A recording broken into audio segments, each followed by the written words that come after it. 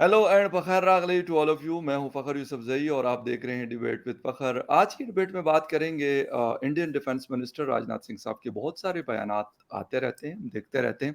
लेकिन जब पाकिस्तान के हवाले से हो तो फिर हमारे कान ज़रा ज़्यादा खड़े हो जाते हैं। अच्छा, वो कहते हैं क्रॉस करेंगे एलओसी को, हम कर सकते हैं अगर हमें प्रोवोक किया गया। तो राजनाथ सिंह साहब का एक ताज़ा स्टेटमेंट आया है। कारगिल के 24 ईयर्स हो गए हैं। उस हवाले से कोई तकरीब थी जहाँ पे उन्होंने अपने जो फौजी जवान भी खिताब किया और यकीनन वो अपने जो उनके कंट्री के लोग हैं उनको भी मैसेज दे रहे होंगे और ऑफ कोर्स पाकिस्तान के लोगों को या फिर पाकिस्तान की हुकूमत और फौज को भी बता रहे होंगे कि यार मैं इधर हूँ। खैर एनीवे, राजनाथ सिंह साहब का ये बयान इसकी क्या इंपॉर्टेंस है, क्योंकि डिफेंस मिनिस्टर है। आम आदमी अगर मेरे जैसा या फिर डॉक्टर साहब जैसा कर दे तो कह देगा चलो यार फ़खर यूसुफज़ई के उससे कुछ इतना फर्क नहीं पड़ेगा। डॉक्टर साहब ने कह दिया तो एनालिस्ट है या पढ़ाते हैं, डॉक्टर है, पीएचडी, कोई मिनिस्टर की सीट पे नहीं बैठे। तो डिफेंस मिनिस्टर बड़ी इंपॉर्टेंट सीट और मोदी जी के बड़े करीबी लोगों में से एक। उनका बयान आना यकीनन, मैं बाकी तो खैर ऑन अ लाइटर नोट में कह रहा था, लेकिन एक सीरियस चीज़ है। पाकिस्तान को कैसे देख रहा है, इस पे भी बात करेंगे और इस पे बात करेंगे कि राजनाथ सिंह साहब का इससे पहले भी इस तरह का बयान आया है और डॉक्टर साहब क्योंकि जियोपॉलिटिक्स और इस तरह के इस रीजन के एक्सपर्ट हैं, तो उनसे इसको समझने की कोशिश करेंगे। डॉक्टर साहब, thank you very much for joining my show. Thank you Fakhar भाई for inviting me. It's an absolute pleasure. और आज का टॉपिक तो बड़ा रोचक है, तो और भी मजा आएगा। थैंक यू आपको, आपका बहुत शुक्रिया। वेलकम करते हैं आपको शो में। डॉक्टर साहब, एक चीज़ ये बताइए कि राजनाथ सिंह साहब बड़े दबंग किस्म के आदमी हैं और बड़े एक्टिव आदमी हैं। 3-4 लोग हैं कैबिनेट के जिनको मेरे ख्याल पाकिस्तान में मोस्टली लोग जानते हैं, जिसमें एक राजनाथ सिंह साहब है, डॉक्टर जयशंकर साहब हैं और आप लोगों के इंटीरियर मिनिस्टर अमित शाह साहब हैं और यूपी के जो चीफ मिनिस्टर हैं योगी साहब, ये और यकीनन नरेंद्र मोदी साहब प्राइम मिनिस्टर। ये 5 लोग ऐसे हैं कि मेरे ख्याल में मोस्टली लोग पाकिस्तान में इनको जानते हैं। हो सकते हैं बाकी भी बहुत बड़ी कैबिनेट हो सकती है, बहुत और लोग भी होंगे जो काम करते होंगे, लेकिन उनकी इतनी शायद कोई जानते लोग नहीं है यहाँ पर। राजनाथ सिंह साहब के इस स्टेटमेंट को कि वो कहते हैं कि हम एलओसी को क्रॉस कर सकते हैं अगर हमें करना पड़ा, कैसा देख रहे हैं आप? देखिए, सबसे पहली बात तो मजे की बात, जिन मिनिस्टर्स और पर्सनालिटीज का आपने नाम लिया, हम लोग भी सिर्फ उन्हीं को जानते हैं, बाकी किसी को जानते क्या भी नहीं। बात है! फिर तो तो सेम सेम सिचुएशन है डॉक्टर साहब ये तो। एग्जैक्टली, तो बाकी मिनिस्टीरियल पोजीशंस में कौन है, आई डोंट थिंक कि किसी को बहुत पता है। एक दो अगर होंगे, सही। रेलवे मिनिस्टर हैं okay. Ashwini Vaishnaw and all that, but others are insignificant. It's all Modi show. तो ओके, फाइन। अब उनकी जो किचन कैबिनेट है मोदी साहब की, जो जी। उनके ट्रस्टेड अलाइड हैं, उसमें तो राजनाथ सिंह जरूर आते हैं, क्योंकि राजनाथ सिंह को लगातार दोनों मोदी गवर्नमेंट में बड़ी बिल्कुल। प्लम पोर्टफोलियो मिले हैं। एक बार उनको एग्ज़ैक्टली। वो मिला था होम मिनिस्ट्री, इस बार उनको डिफेंस मिनिस्ट्री मिली है। तो आप समझ सकते हैं कि वो कितना इंपॉर्टेंट है। बीजेपी के पहले एक्स प्रेसिडेंट भी रह चुके हैं और ये राजनाथ सिंह साहब थे जिन्होंने एल के अडवाणी से लड़ाई मोल ली थी प्राइम मिनिस्टर मोदी का नाम एज अ पीएम कैंडिडेट आगे बढ़ने के लिए 2014 में, क्योंकि ओके। एल के अडवाणी साहब ने कह दिया था कि अगर मोदी जी का नाम as a PM candidate pre election आप डिक्लेयर करोगे तो हम आपके साथ नहीं होंगे। और राजनाथ सिंह उस समय बीजेपी के प्रेसिडेंट थे और वो मोदी साहब के लिए खड़े हो गए और यही गोवा से डिक्लेरेशन हुआ था कि मोदी ज़बरदस्त। साहब 2014 का जो इलेक्शन होगा उसके प्राइम मिनिस्टेरियल कैंडिडेट होंगे। ये यही से हुआ ज़बरदस्त। था ये चीज, तो ये मोदी साहब भूले नहीं है, क्योंकि उनकी जो आज की नो डाउट। एग्जिस्टेंस है उसमें राजनाथ सिंह साहब का काफी रोल है। तो इसलिए उनको प्लम पोस्ट मिलते हैं। रही बात ये कि ये बयान, मैं आपसे ऑनेस्टली कहूं तो इसको आप जोक नहीं ले सकते, नो बिकॉज डा नो, नो, नो, नो, बिल्कुल भी नहीं। डॉक्टर साहब, मैं आपको बिल्कुल शुरू में मैं जो वन लाइट नोट में कह रहा था वो एक अलग बात है, लेकिन ये तो पॉसिबल नहीं है। मतलब एक मैंने कहा कि बड़ा एक रिस्पॉन्सिबल पोज़ीशन पे एक बहुत बड़ा आदमी है राजनाथ सिंह साहब, कोई आम आदमी तो नहीं है हिंदुस्तान का। जी। नहीं, मेरे कहने का ये मतलब नहीं था कि आप लाइट ले रहे हैं। मेरे कहने का मतलब है कि इसको उस रेगुलर, मुझे पता आप सीरियस ले जी। रहे हैं, मेरा ये कहने का मतलब नहीं जी, था। जी, जी। मतलब इसको लाइट लिया नहीं जा सकता, बिल्कुल ठीक, क्योंकि सही, एक तो सही। ये प्राइम मिनिस्टर मोदी जो है ना, ये बड़ा कंट्रोल करके रखते हैं कि कौन बोलेगा, क्या बोलेगा और कब बोलेगा। तो बिल्कुल, ये बिना प्राइम मिनिस्टर की रजामंदी के इतना बड़ा स्टेटमेंट देना कि हम क्रॉस करेंगे और कर बिल्कुल। सकते हैं अपनी सुरक्षा के लिए, वो एक महत्वपूर्ण बयान है। लेकिन इसको अगर आप पूरा देखेंगे, तो वो कॉन्टेक्स्ट ये था कि 2000 जो सॉरी 1999 में उन्होंने कहा कि हमने इसलिए नहीं क्रॉस किया क्योंकि हम न्यूक्लियर वेपन का भी चक्कर था और हम जो है वो सैंक्टिटी नहीं तोड़ना चाहते थे, इंटरनेशनल वॉर में नहीं कॉन्फ्लिक्ट को बढ़ाना चाहते थे, लेकिन वो बोले आज हम चाहेंगे तो हम इसको वो क्रॉस करेंगे। देखिए मोदी जी का, और जब तक मोदी जी की गवर्नमेंट रहेगी तो वो कश्मीर की पॉलिसी जो है वो जी, थोड़ी-सी एग्रेसिव रहेगी। चूँकि इन ओके, लोगों का मतलब बीजेपी का और राष्ट्रवाद का ये कश्मीर कोर हिस्सा है। ओके, तो इसलिए उसकी सेंसिटिविटीज़ भी हमेशा रही हैं। आपने देखिए आर्टिकल 370 को हटाया इन्होंने बिल्कुल और ठीक। उसके बाद वहाँ पे कश्मीर को तोड़ देना, ये 2 ऐसी चीज़ें थी कि जम्मू एंड कश्मीर का स्टेटहुड ले लेना, उसको उसको तोड़ देना, उसके बाद आर्टिकल 370 को हटा देना, ये 3 चीज़ें ऐसी थी कि हम लोग सोचते थे दिस इज़ नामुमकिन, मीन्स हमारी लाइफ टाइम में इम्पॉसिबल। कभी नहीं पाएँगे, इम्पॉसिबल है ये। But they did it despite the fact कि इनको अपर हाउस में मेजॉरिटी नहीं थी, लेकिन ये बिल ही लेकर के अपर हाउस में आए जम्मू एंड कश्मीर को तोड़ने का, ये भी इनकी कॉन्फिडेंस का लेवल देखिए। तो और दूसरी चीज़ ये भी आप शायद जानते ही होंगे कि इंडिया की जो पार्लियामेंट है उसने एक रिजोल्यूशन पास किया है और उस रिजोल्यूशन में ये कहा गया है कि चूंकि जेएनके का पूरा मिलान हमारे साथ हुआ था इंस्ट्रूमेंट ऑफ एक्सेशन के अंदर में, तो हम आज नहीं तो कल वो जो जेएनके हुँ, है वो हमारे पास मिलाएंगे। और जी, आज अभी इन्होंने एक और बिल लाया है, उस बिल में जम्मू एंड कश्मीर में जो ये नया जो इलेक्शन करवाएंगे और मोस्ट मोस्ट प्रोबेबली स्टेटहुड को रिस्टोर कर देंगे जी, जनरल इलेक्शंस के साथ में, तो उसमें भी उन्होंने ये कहा कि जो 23 सीटें हैं, टोटल जो सीटें इन्होंने काउंट की हैं डिलिमिटेशन में, उसमें पीओजेके की जो है 23 सीटें छोड़ दी हैं, उसको रखा है कि ये 23 सीटें हैं इसकी, लेकिन इलेक्शन सिर्फ इतने पे होगा क्योंकि उन 23 पे हम जब मौका आएगा तभी हम इलेक्शन कराएंगे। तो they I mean any Indian government would be duty bound. तो ये बड़ा लीगल कॉन्स्टिट्यूशनल इश्यूज है, तो अब ये और आपके तरफ भी ऐसा ही कुछ होगा।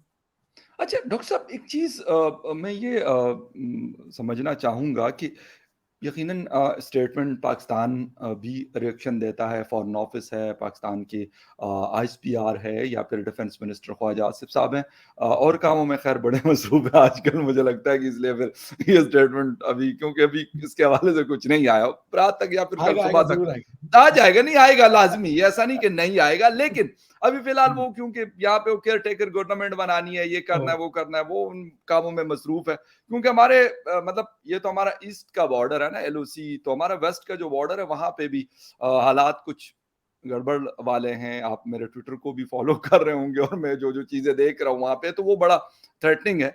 तो उसके बावजूद भी ख्वाजा आसिफ साहब हमारे पार्लियामेंट पे खड़े होके, हालाँकि बड़े काबिल आदमी, मुझे इसमें कोई डाउट नहीं है, मेरी जब मैं मिला हूँ काबिल आदमी, इसमें कोई शक नहीं है, बड़े तगड़े पार्लियामेंटेरियंस में से। लेकिन अफ़सोस के साथ कि जो उनका काम अभी उनके पास है उस हवाले से मुझे बड़े वीक लगे शायद उसमें बड़े कमज़ोर हैं। लेकिन फिर भी इस तरह का स्टेटमेंट देना क्या समझ रहे हैं कि क्या ऐसी कोई चीज़ इन फ्यूचर हो सकती है? क्योंकि 4 जंगें ऑलरेडी पाकिस्तान और हिंदुस्तान के बीच में हुई और आज मतलब जो तकरीब थी, वो भी इसी वजह से थी कि जो 1999 में कारगिल हुआ था, उसी के हवाले से थी। वो समझ लें 5वीं थी और अब छठी फिर समझ लें कि होंगी, या छोटी-मोटी चीज़ें अगर उसको निकाल भी लिया जाए तो बड़ी 4 या 5 जंगें हो सकती। तो क्या मज़ीद भी ऐसा कोई पॉसिबिलिटी आपको नज़र आती है? राजनाथ सिंह साहब क्योंकि वो एग्रेसिव आदमी है, मुझे इतना आइडिया है और जिस तरह आप मोदी साहब के बारे में कह रहे हैं, तो उनका भी ऐसा है कि वो कहते हैं यार बस जस्ट डू इट। नहीं, राजनाथ सिंह जी एग्रेसिव नहीं है, बड़े ही सभ्य व्यक्ति हैं। अच्छा, आप विश्वास नहीं करेंगे कि लखनऊ से वो जब लड़ते हैं तो उनको लखनऊ का मुसलमान भी वोट देता है। बड़े क्या सभ्य। बात है ज़बरदस्त। सो अच्छा, देखिए फ़खर भाई, कश्मीर जो है, अभी तक की जो गवर्नमेंट्स रही हैं वो उसमें कुछ एक 10-15 साल पे जो एक लेफ्ट लीनिंग गवर्नमेंट आई तो उनको छोड़ दें, और सारी गवर्नमेंट का स्टांस यही है, जैसे नरसिम्हा राव जी के समय में ही ये रिज़ॉल्यूशन पास किया गया था कि भाई जी, कश्मीर है जो पीओजेके उसको आज नहीं तो कल हमें लेना है, तो ड्यूटी ओके, बाउंड है। अब इसके लिए वॉर का तरीका होगा या क्या तरीका होगा ये हम नहीं जानते, लेकिन चूँकि ये मोदी गवर्नमेंट की तरफ से आया है, तो मैं इसको लाइट भी नहीं ले सकता, बिल्कुल ठीक। Because mister yes, Modi might have सब चीज़ तो वो कर चुके हैं, उनको कुछ करने के लिए बचा नहीं है अब। ये कश्मीर का मुद्दा ही है जो वो एक शायद उनकी एक कोशिश हो कि भाई हम हिस्ट्री में आई विल बी ठीक फॉरएवर है। एज्ड अगर वो इसको उसका यूनिफिकेशन कराते हैं, वो कितना ओ पॉसिबल है कितना नहीं पॉसिबल आज की डेट में वो मैं नहीं जानता। ओके, लेकिन ये कि एक एम्बिशंस तो होंगे अब उसके बिहाइंड द सीन्स। एक तो ये कि ये इतनी सीक्रेसी मेंटेन करते हैं फकर भाई कि आप जैसे जो प्रखर जर्नलिस्ट है वो भी नहीं जान पाते कि ये करेंगे क्या। सही, तो हम सही, लोग सही, तो सही। सिर्फ एनालिस्ट ठीक, ठहरे। तो ठीक, मैं ठीक। ये कहूंगा कि बीइंग एन इंडियन कोई भी गवर्नमेंट आएगी और जिस तरीके का अब राष्ट्रवाद भारत में धीरे धीरे धीरे पनप रहा है, तो कश्मीर मतलब would be an issue. Kashmir को वो ओके, जो है ना उसमें वॉर होगा या वो हम दोनों कंट्रीज आपस में समझेंगे या कुछ और सॉल्यूशन निकलेगा, जी, वो तो हम नहीं जानते। वॉर की तो मैं कभी भी फेवर नहीं करूंगा, बिकॉज वॉर इज जी, जी, बिल्कुल, कोई भी इंसान की डेथ हो ये अनएक्सेप्टेबल है इन सब बिल्कुल। कारणों की वजह से जिनको कि हम टेबल पे बैठ के सुलझा सकते हो। और वॉर के बाद भी आना टेबल पे ही है, बिकॉज वॉर में तो कुछ एक सुलझेगा है नहीं, खाली कुछ जाने जाएंगी। जी बताएं। बिल्कुल, अच्छा मैं डॉक्टर साहब यही कहना चाह रहा था कि मैंने कहा जंगें हमारी हो गई है ना, 4 जंगें हमारी हो गई या 5 जंगें हमारी हो गई, तो क्या 5वीं या छठी हम दोबारा से क्या वही थेरेपी अपनाना चाहेंगे कि यार एक और हो जाए?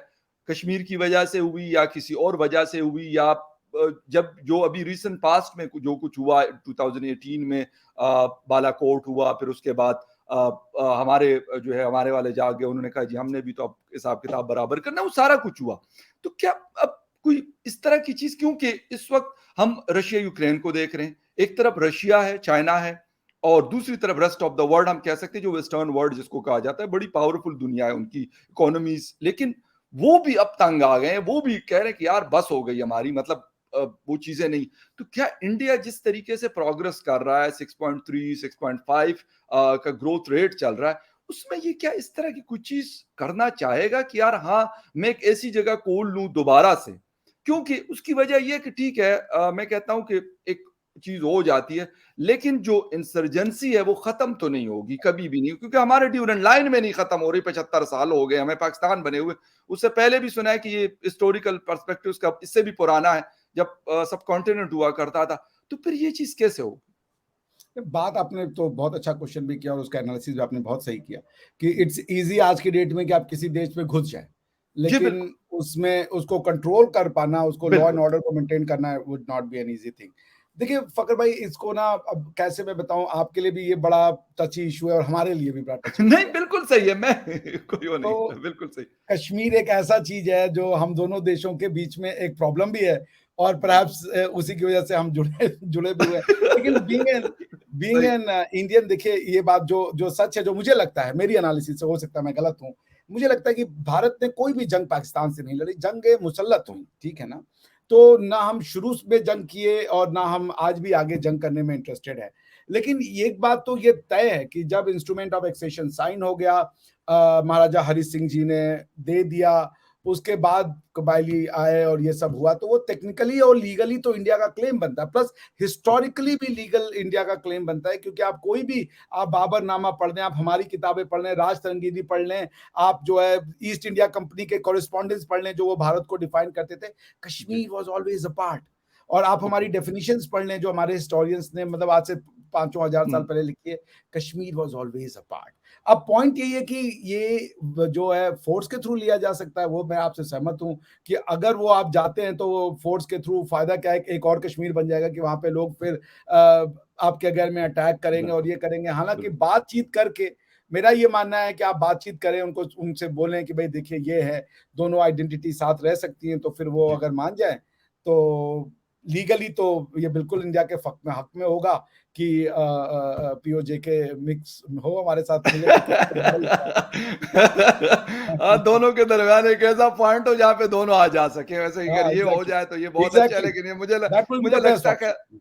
ये ये ऐसा मेरा नहीं ख्याल कि ऐसा कोई, क्योंकि यहाँ वाले भी माशाल्लाह ही है आई खैर। अंडरस्टैंड, और वो आई और वो अंडरस्टैंड। इसको सॉर्ट आउट शायद करना भी नहीं चाहते। डॉक्टर साहब आप मुझसे बेहतर समझते हैं इस इश्यू को, कि मुझे अब लगता है ऐसा है कि ये कहते हैं कि बस ठीक है ये डिस्प्यूट रहेगा तो बस ठीक है कुछ ना कुछ चलता रहेगा।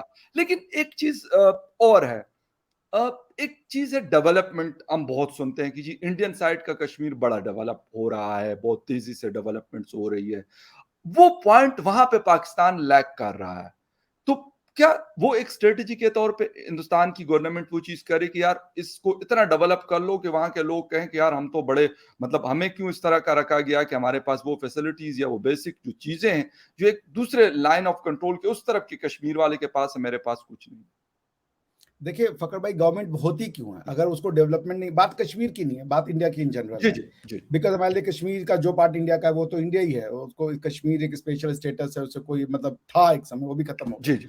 तो गवर्नमेंट आप क्यों बनाते हैं? अगर गवर्नमेंट को डेवलप नहीं करना, हमारा को वेलफेयर स्टेट नहीं देना, तो भाई फ़ायदा क्या है गवर्नमेंट बनाने का? फिर तो हम खुद से ही काम चला लें। भाई गवर्नमेंट बनाए हो तो you have a certain task to perform ना, वो जी। टास्क तुम परफॉर्म करो। अगर उसको नहीं कर पा रहे हो तो फिर गवर्नमेंट तो वो नाम नहीं याद की है। और आज का कंपटीशन पॉलिटिक्स में इतना ज़्यादा हो गया है कि लोग वादा कर रहे हैं और लोग आ रहे हैं, और आज लोग देखते हैं कि भाई तुम ये नहीं कर रहे हो, वो नहीं कर रहे हो, तो पॉलिटिकल पार्टीज़ की भी हाँ, ऑप्शंस हाँ। इतनी ज़्यादा है। जी। कोई आम आदमी पार्टी है, बीजेपी है, कांग्रेस है, बिल्कुल समाजवादी सही है, पार्टी है, बहुजन कॉम्पिटिशन है। समाजवादी पार्टी, कोई कमी तो है नहीं। तो आप नहीं करोगे तो दूसरा आकर करेगा ही करेगा। हुँ। तो देयर इज़ और चूँकि मोदी जी का जो विज़न है, वो चूँकि भारत को एक वाक़ई में डेवलप राष्ट्र करना चाहते हैं, तो वो उनका विज़न इम्प्लीमेंट होता है। He is a task master. ये वो सिर्फ़ इनॉग्रेशन नहीं करते हैं, बल्कि वो उस जो प्रोजेक्ट को शुरू करते हैं, उसका जाकर के वो जो कहते हैं, हम लोग जिसको कहते हैं कि जनता को समर्पण करना, वो वही वो करते हैं। तो दोनों काम वो करते हैं। He is a task master. That's what hmm. His job is. अगर वो नहीं कर पाए, चाहे वो कश्मीर हो और चाहे वो यूपी हो, बिहार हो, बिकॉज़ मैं नहीं मानता कश्मीर कोई स्पेशल है, जैसे बिहार के लोग क्यों कश्मीर से कम हो, या यूपी के लोग क्यों कम हो, या राजस्थान के लोग क्यों कम हो, या तमिलनाडु के लोग क्यों कम हो। सब इंसान हैं, और being a government of India, आपकी ड्यूटी है कि आप जो है सबको इक्वली प्रोग्रेस करें, सबको इक्वली डेवलप करें, और अगर नहीं करेंगे तो फिर क्या करेंगे आप? दैट्स द क्वेश्चन ना, हुँ। Why do we have governments? और काम क्या है गवर्नमेंट का? भाई गवर्नमेंट का यही काम है कि आप डेवलप करो वो काम जो हम खुद से नहीं कर सकते, इसके लिए हम आपको चुन के भेजते हैं वहां पे। तो डेमोक्रेसी को अगर ये फेल होता है तो ये डेमोक्रेसी फेल हो जाएगा, बिकॉज दुनिया हुँ। ये सोचेगी कि अगर डेमोक्रेसी के रहते हुए हमारा डेवलपमेंट नहीं हो रहा है, तो फिर we have to find out alternative mean ना। गवर्नमेंट चुन करके भेज करके वहां पे उनको पालने पोसने के लिए तो हम नहीं लाए हैं। हमारा बिल्कुल। पर्पज है कि वहां जाओ, जो तुम्हारा काम है वो काम करो भाई, वो काम हमको दे के लेके दो। It is a question whether democracy will hmm. Function and perform और नॉट, वरना कल तो चाइना भी बोलेगा कि देख लो ये है डेमोक्रेसी अपने हाँ, लोगों को, कि ये है, इनके तो रोड्स भी नहीं बनते, तुम इसी बिल्कुल। तरह की गवर्नमेंट के लिए तुम परेशान हो। So India has much at stake through democracy. उनको ये दिखाना होगा कि democracy performs, democracy functions, democracy delivers. और डिलीवर्स का मतलब कि ये जो हमारी द्वारा चुनी गई जो सरकारें हैं, despite all the diversity, they can do developmental work, they can hmm. Do जिसे कह लीजिए management of the people, welfare state में हम बना सकते हैं हुँ। आजादी के साथ। रही बात पाकिस्तान की, देखिए मैं एक चीज बोलूंगा फकर भाई, पाकिस्तान की समस्या इकोनॉमिक्स है ही नहीं। पाकिस्तान की समस्या वो थ्योरी है जो उनको इकोनॉमिक्स से काट देती है। जी। आप टू नेशन थ्योरी को भी सपोर्ट करना चाहते हो और फिर इकोनॉमिक्स को भी ट्रेड कर सपोर्ट करना चाहते हो, कैसे होगा? जी। आपने एक जब पंजाब को डिवाइड किया तो ये नहीं समझे कि आपने इकोनॉमी को उखाड़ दिया जड़ से। क्योंकि पंजाब की इकोनॉमी यूनाइटेड इकोनॉमी थी, वो रिसोर्सेज, वो लोग, वो जो चीजें थी, वो आपने अचानक से तोड़ ओके। दिया। उसके बाद राइट। आपने टू नेशन थ्योरी में कहा कि ये लोग को, ये हिंदू लोग हैं, ये हम लोग हैं, तो आपने इकोनॉमिक्स को डिसरप्ट कर लिया, क्योंकि उन लोगों के बीच में से सारे के सारे ट्रेड, कॉमर्स, और आपने वो बंद कर दिए। अब आप कहाँ जाओगे पंजाब की इकोनॉमिक्स को लेकर के, क्या नाम है, ईरान में जाओगे या इराक में हाँ, जाओगे? बिल्कुल। इंटरनेशनल ट्रेड तब डेवलप होता है जब आपका इंटरनल इकोनॉमिक्स बहुत स्ट्रांग हो। बिकॉज इंटरनेशनल ट्रेड क्या होता है? एक्सपोर्ट जी, और इंपोर्ट। इफ यू आर बिल्कुल। इंपोर्टिंग तो आपका इकोनॉमिक्स का कोई फायदा है नहीं। अगर आप एक्सपोर्ट कर रहे हैं तो इसका मतलब है कि आपके घर में इतनी हाई इंडस्ट्रियलाइजेशन हो चुकी है कि उस गुड्स की दुनिया भर में डिमांड है। तो हुँ। टू नेशन थ्योरी जब तक रहेगी, आपका कशकोल बढ़ता जाएगा। बिकॉज ये टू नेशन थ्योरी है जो आपको कहती है कि 1 रुपए का सामान 200 रुपए में खरीदो यूएई से जाकर के, because you have to maintain the अना ऑफ टू नेशन थ्योरी।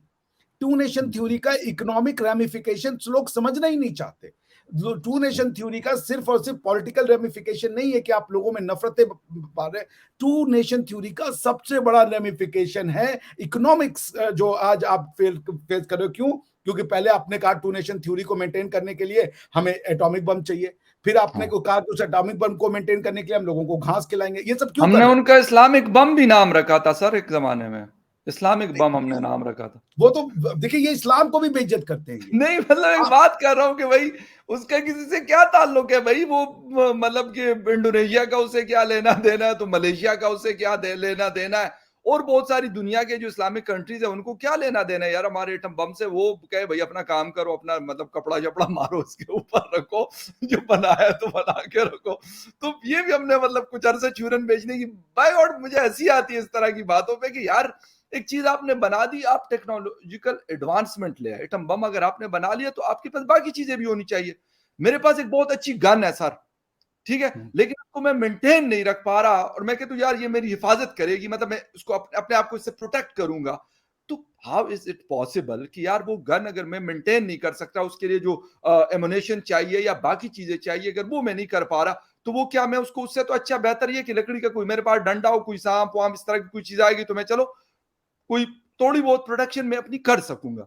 मतलब हम इस चीज से नहीं डॉक्टर साहब निकल पा रहे हैं कि ये माइंडसेट कैसे मतलब चेंज हो। दूसरी बात बल्कि आखिरी बात आपसे, कि नेक्स्ट गवर्नमेंट नरेंद्र मोदी साहब की हम फिर सुन रहे हैं कि जी उनकी हुकूमत आ सकती है पाकिस्तान में, सुन रहे हैं कि शायद मियाँ साहब की हुकूमत आ जाए। तो क्या ये अ, एक क्लियर सिचुएशन हमें फिर देखने को मिल सकती है 2024 के एंड में, या फिर 2025 में कि हाँ यार ठीक है बहुत हो गया, 75-76 साल हमने ये कर लिए, ये मुद्दे घसीटते रहे, अब इसको खत्म करना है, जड़ से उखाड़ फेंकना है बस इधर या उधर, इस तरह की कुछ चीज तो आपको नजर आ रही है? नवाज शरीफ साहब ने बहुत पहले एक स्टेटमेंट दी थी, जी और चूंकि वो एक मंझे हुए सियासतदान हैं, राजनीतिज्ञ हैं, जी उन्होंने सब देख लिया है, ठीक है ना, कि किससे छोरा भुगते, जो राजनीति होती है बेसिकली। जी बिल्कुल। और उनका एक स्टेटमेंट आज तक इट रिवर्बरेट्स इन माय माइंड। उन्होंने कहा एक जगह कि ये जो लाइन खींची है तो बस यूं ही खींच गई है, जिस रब की पूजा वो करते हैं उस रब की पूजा हम भी करते हैं, जो वो लोग हैं वो हम लोग हैं, हम लोग एक लोग हैं। बिल्कुल यही बात मैं कह रहा हूं, Nawaz Sharif would be a very good news for the people of Pakistan, because Modi shares a bond. वो आदमी लाहौर उतर गए थे सिर्फ नवाज शरीफ के बिल्कुल घर पे जाने के बिल्कुल। लिए। तो Nawaz Sharif do have a credibility to sell, और नवाज शरीफ साहब खुद भी ये चाहेंगे कि वो भी अपने जाते जाते ऐसी लेगेसी करके जाएं कि पाकिस्तान के लोग सही। याद करें। मैं फिर कह रहा हूं, कुछ नहीं करना है हमें, टू नेशन थ्योरी की नफी करनी है। कोई पाकिस्तान को पॉलिटिकली इंडिया से मर्ज करने की जरूरत नहीं है, लेकिन राइट, ये बात कहने में समझ कितना दम लगेगा कि भाई हम लोग एक लोग हैं। ये जो ये बिल्कुल। जो ये जो सरहद है, इसको नाम निहाद की बना दो कि भाई एक हम्म। दूसरे के अगेंस्ट में हाँ जाने बिल्कुल से सही है, बिल्कुल ठीक। ये करने से इकोनॉमिक्स जुड़ेगी। जो आप 1 रुपए का सामान 200 रुपए में, एक तो आप बिल्कुल। जो यूएई से मंगाते हैं, मेंटल जो डर है वो खत्म हो जाएगा ना, because Pakistan is a country which is perpetually in fear कि कभी हम पे यस अटैक करेंगे, कभी। और ये बिल्कुल। फियर उन्होंने लोगों के यस, उसमें डाल दिया है। यू आर तो राइट। ये जो फियर जब निकलेगा ना, आपकी इकोनॉमिक्स भी डेवलप हो जाएगी। क्यों? क्योंकि फिर आप सेल्फ से संतुष्ट रहोगे। आप दुनिया को उस तरीके से, अभी आप हेल्यूसिनेशन में रहते हो कि भाई ये यस होने जा रहा है, यस वो यस होने यस जा रहा है, और बिल्कुल कुछ नहीं होने जा बिल्कुल रहा है। तो बिल्कुल सही। पॉइंट ये कि मेरा ये मानना है कि नवाज शरीफ साहब आएंगे, और मोदी साहब तो हम्म। आएंगे ही आएंगे। बहुत कम चांसेस है ऐसा कुछ हो जाए कि ना आए, आई डोंट थिंक सो। आना उनका तय है, लेकिन यह है कि भाई पॉलिटिक्स में कुछ कहा नहीं जा सकता, यू नेवर नो बिल्कुल जनता सही। कब किस तरफ मुड़ हाँ जाती बिल्कुल है। बिल्कुल बिल्कुल बिल्कुल। और तो बट आई वुड थिंक कि ये दोनों लोग they will deliver something path breaking, Nawaz Sharif okay, साहब सो दे और will Modi. Deliver something big यकीनन। नरेंद्र मोदी साहब अपने लोगों को 2014 से अभी 2023 तक उनका ये तकरीबन 9 साल का जो दौर है, उसमें बहुत सारी चीज़ें, क्योंकि उनके अवाम कहते हैं, सीधी सी बात है, मैं पाकिस्तान में बैठ के उनकी तारीफ करूं या ना करूं उससे फ़र्क नहीं पड़ता। जो वहाँ के लोग हैं, जिस तरह डॉक्टर साहब है और बहुत सारे लोग हैं, वो कहते हैं कि हाँ यार हमें बहुत सारा फ़र्क नज़र आ रहा है हर चीज़ में। तो मेरे ख्याल में वो चीज़ मैटर करती है, और वो वही उसी का जिसे कहते हैं ना कि वो पल्स के ऊपर उनका हाथ होता है वहाँ की जनता का, वो सबसे इम्पोर्टेंट होता है। इसी तरीके से यहाँ पे भी ऐसे मियाँ साहब आए या कोई आए, लेकिन एक जिसे कहते हैं क्लियर पॉलिसी लेकर आए कि यार ये मसले हमने ख़त्म करने, ईरान के साथ, अफ़गानिस्तान के साथ, हिंदुस्तान के साथ, चीन के साथ, या फिर हमारे से दूर जिस तरह इज़राइल है। यार हमने पासपोर्ट पे लिखा हुआ है कि जी आप ट्रेवल नहीं कर सकते, क्यों नहीं कर सकते यार? सऊदी अरेबिया ने उनके साथ ताल्लुकात जोड़ लिए, यूएई के साथ उनका आना जाना शुरू हो गया, कतर के साथ हो गया, पता नहीं टर्की के साथ उनका है, पानी बल्कि उनके थ्रू आता है, सुना है मैंने, और बहुत सारी चीजें। और लेकिन हम बैठे हुए हैं कि जी हमने तो ये नहीं करना तो वो नहीं करना, और करते भी इमरान कुछ खान नहीं साहब की अफसोस तो के साथ। वाइफ भी थी यहूदी। उनकी तो वाइफ ही जूस थी। बिल्कुल, तब तो बिल्कुल। फैमिली रिश्ता है भाई। मुझे ये समझ नहीं आती कि हमने कुछ किया भी नहीं और ना तो हमसे फ़लस्तीन आज़ाद होना और ना हो सकता है हमसे। तो फिर भाई छोड़ दो यार, उनको कहो कि यार कुछ सेटलमेंट करवा दो। अगर ताल्लुकात होंगे तो शायद फिर कोई हमारी बात वो सुन भी लेंगे और हम भी उनके साथ बात करेंगे और वो भी हमारे साथ बात करेंगे, आना-जाना होगा।